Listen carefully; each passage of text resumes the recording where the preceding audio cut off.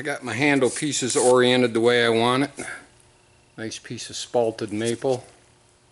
Nice figure on the sides. There's the other side. This come out of one thick piece. It's kind of book matched, but not. I had to put it, spin it around. This stuff changes figure so fast that you can cut a 1/4 inch off and it looks totally different. The way I'm going to do this, I'm not just going to apply these to the blade like this, you know, where you see the blade. I'm going to actually embed the blade into the blanks, so when you look at it you won't see the blade at all. So the first thing I need to do is lay this on here and get my orientation and get a pattern drawn around it, and then I can cut this out so it will sit in right into it. Alright, let me get that set up. Alright, you see I got my knife pattern drawn on there. That's the back of the handle all the way to the front. The finger choil is covered. I'll grind that away as needed. There's the tip of the thumb ramp. So let me get my little trim router out and I'll inlet that probably half the distance, half the thickness of the blade, or a teeny bit more to leave room for the epoxy, and we'll go from there.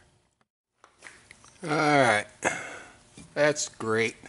All I could find is this little bitty spiral cutting bit, so that's one of the pleasures of sharing a shop with people that borrow your tools. So anyhow, what I'll have to do is use this around the perimeter, and I'll make a few zigzags, and then I'll have to hand chisel it out.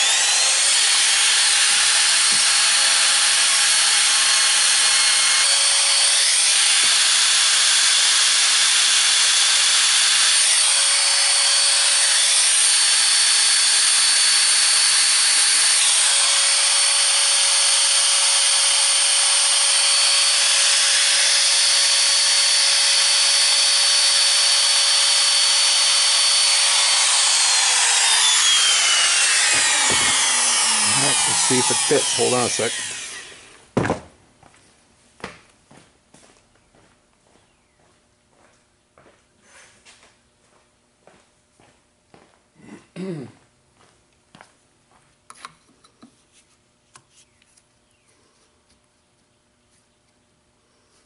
Alright.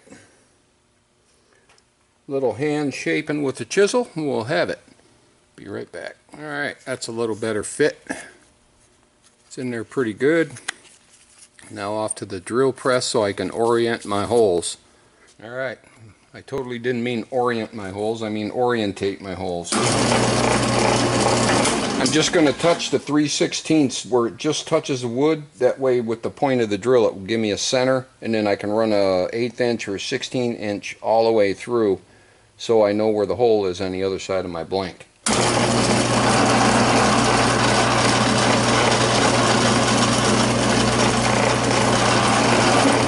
Touch it.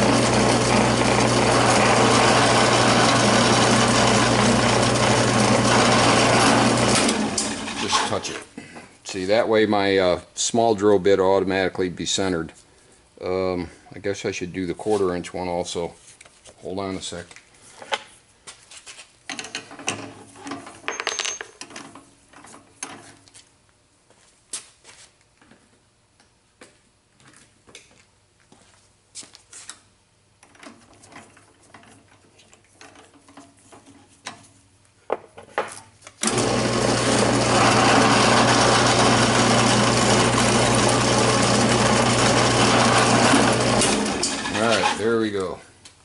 Now I can switch to my smaller bit, run her all the way through, and I'll tell you why in a second with the smaller bit.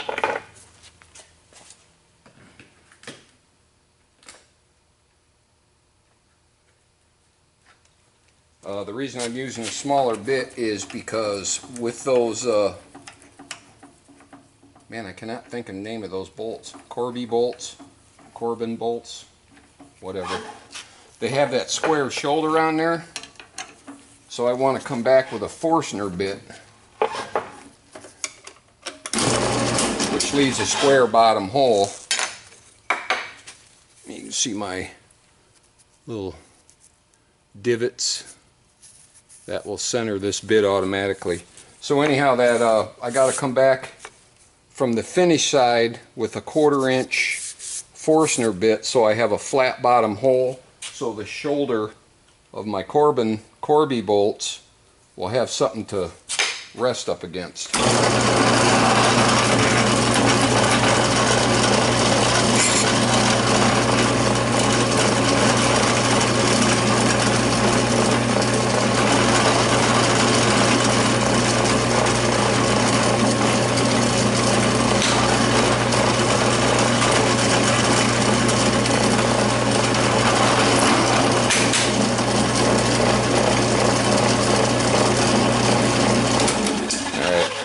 That one there I wowed a little bit, but I do have a center mark.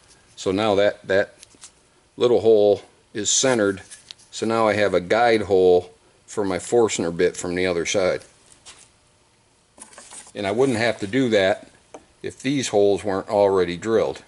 I could just clamp it all up and glue it and then drill it wherever I wanted to.